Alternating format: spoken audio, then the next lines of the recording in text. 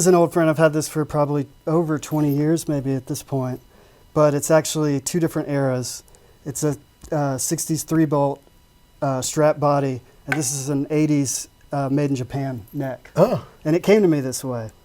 And I love it. It's like, we were talking earlier, Ryan Warner, the other guitar player in Heart with me, he calls it the most strattiest Strat that exists. Well, so, Ryan would know. Yeah, he would. Yeah, he would. He would. Yeah, and you know, I toured for a long time and then moved into studio work, and then now do both. But this one's been a lot of places with me. Oh, God, I bet. Yeah. The stories, huh? And okay, so aside from the neck and the body didn't start out together, how about everything else? I imagine it's had some changes over the years. Yeah, I think these are Fralins in here. And I think this has been swapped 3 or 4 times in the time that I've owned it. My buddy, Kevin O'Connor, who texts for me out on the road, has gotten this thing in shape. This has the most... the neck moves more than any other guitar that I own out on the road, so always wrenching down on it. What's that 3-bolt thing? Yeah, like Jakey Lee, his, yeah. you know, and that was his whammy bar, or is his whammy bar. That's funny, man. Yeah, and yeah, just it's not light. It's pretty heavy. There's a lot of stuff about it that would be like the not cool Strat era, but I just love it, and I love that I don't have to be precious with it, Yeah, and obviously you've not been very precious with that. I'm not precious with many of these guitars, but yeah. That's great. So when you're out with Heart, or with the, and you've also got a project with Ann. Yes, Ann Wilson and Tripsitter, our side project. Oh, that's great. Yeah. So is this out on the road with you? Yes, it gets used a lot more in Tripsitter, because in Heart we have 4 guitar players. So there's a lot of, like, I got to find this one spot to fill. Yeah. And you play keys as well on that tour. Yeah, I play a lot of keys. And, really trying to stay out of Nancy's way and let her be Heart. You know? And with Tripsitter, it's a lot more expressive, and we change up the set a lot, and there's a lot more room for, like, I'll be single coil guy when Ryan's got something with humbuckers on, or vice versa. Right. And in Heart, you're reproducing these iconic parts. Yes. But I imagine in the other project, Tripsitter, it's more like your fingerprint. Blank canvas. Yeah. Yeah, and a lot of like the intro piece I was playing is the beginning of a song called "Ruler of the Night" that I tracked on this guitar. Oh, great. So to take it out and use the guitar that was on the record is kind of cool. Yeah, the fans like, that sounds just like that guy. Yeah. Yeah. He sounds just like the studio guy.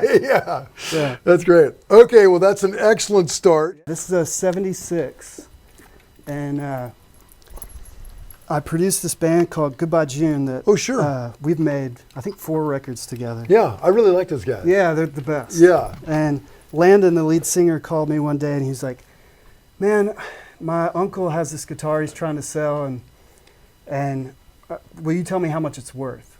And so I said, well, send me a pic. And it was this, but it was in pieces. And I was like, I think I need to get my hands on that.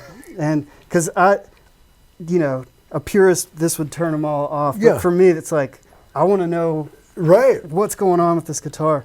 So he brought it over, and I put it together, and it just sings. So how rough was it? Did it just need to be put together, or was there? Yeah, everything was just pulled out of the guitar. Yeah. And isn't that weird how you find like basket guitars like that every now and then? And there were none of the screws were in the case, and perfect. The neck was all gunky. It's been refretted. I think I'm trying to remember who did this one, but anyway, got it together, and this is the guitar that I play on Magic Man every night. Oh, great!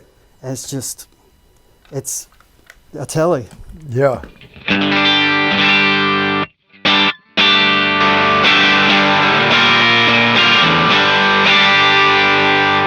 All you could want out of a Telecaster. Right. Oh, yeah, man. Yeah. That's great. Yeah, you're not going to get lost in the mix with that thing. Yeah.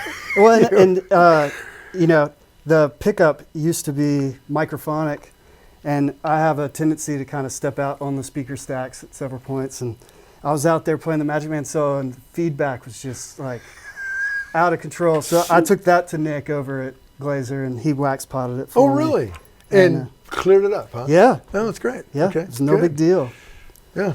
Yeah, and I like the fact that, most of these guitars, Tom calls them utilitarian, which, I think he was trying to be offensive to me, but it's actually a compliment. I like guitars that serve a specific purpose, and they're player grade. I don't have to be precious about them. Yeah. I'm not in this to collect a bunch of instruments for people to look at. It's like I want them to be used and have that specific sound that's perfect for that song. Particularly as a producer, I mean, that's like your job. Yeah. Like find the sound for that song. Yeah. I've gone way over the top with that. I'm sure. I'm looking around. Yeah.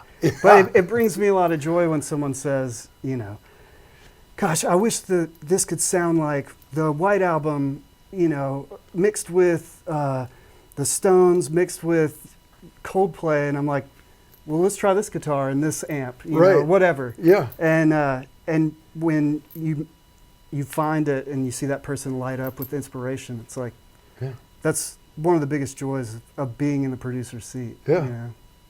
And I love geeking out on all that stuff. Oh, sure. Yeah. I tell people when there's no artists in the room, we're always trying different combinations of stuff to try to figure out what the best, what the coolest, like this guitar with this amp is a really cool sound. And then like maybe 2 years later, it's like, oh yeah, we know what to do here. Right. All that stuff where your wife just thinks you're wasting time over here, you're researching. I'm actually going to call her and you can tell her that. Yeah. John says it's cool. No, she's actually the most, you have to have a supportive wife to have a place like this. Yeah. They were asking earlier if I ever go home. It's like, I've definitely logged more hours here than my own house. Oh, I bet. This next one is, a lot of times people will ask me if the building was on fire, what I would grab. Yeah. And this is my number one. I've had this thing since probably 20 years old. I was in a band called DC Talk in the late 90s. Yeah, absolutely, yeah. I remember that band, We were in Minneapolis, and I went to a music go-round. And if you can believe it, this was completely Olympic white.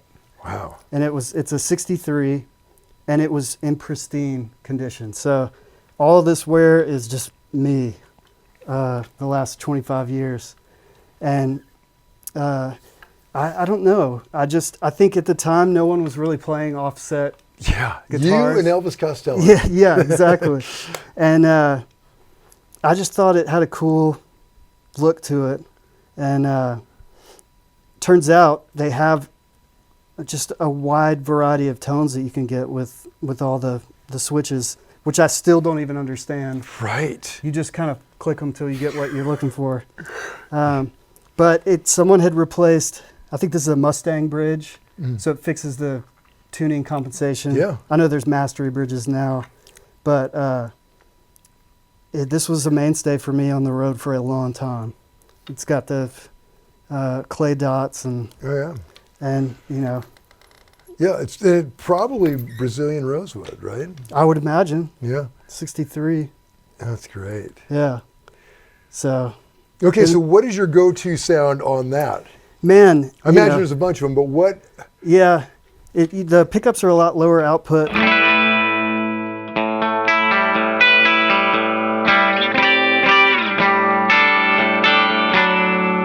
So that's kind of the neck position.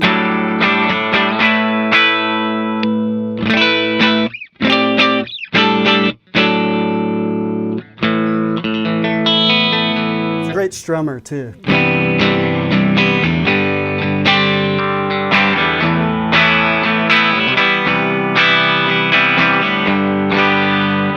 So. Oh yeah, okay, that's great. Yeah, and a lot of times, when we get into effects and stuff later, this is a great guitar for that soundscapey kind of thing, because when you're really putting a lot of reverb and delay and trying to create something that's really wide, a lot of times humbuckers will they're your enemy in that. Sure. In that circumstance. So I'll grab this guitar a lot when I'm doing, I do it right now, like weird, let's see. I never know which way to go on this guy. So here's a little reverse setting with the whammy.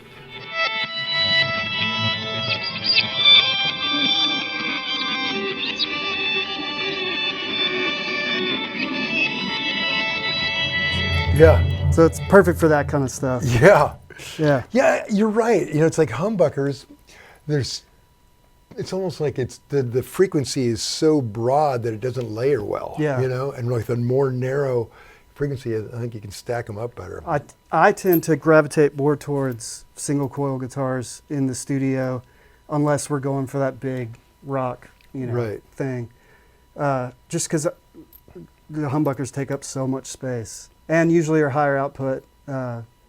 So for cleaner stuff, would go to more of a Fender type guitar. Oh, okay, that's great. Yeah. And I got my high school crush here. Perfect. Claire Danes.